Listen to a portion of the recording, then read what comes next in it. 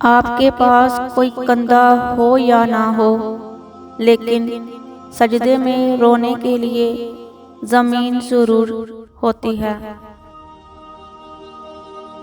कुरान पाक को तन्हाई का रफ़ीक बना लें।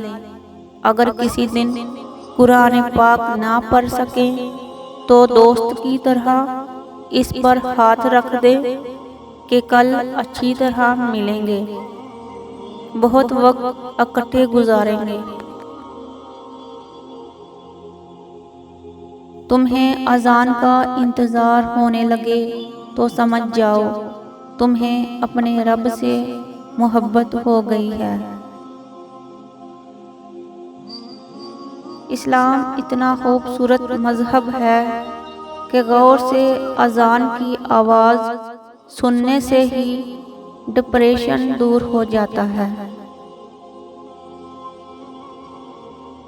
आंसू बहाने की सही जगह जाए नमाज है, ना कि लोगों के पहलू।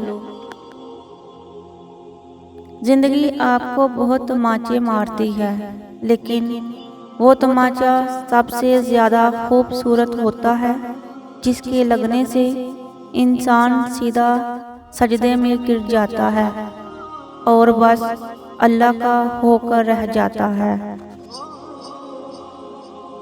अगर वीडियो पसंद आए तो वीडियो को लाइक और चैनल को सब्सक्राइब ज़रूर करें।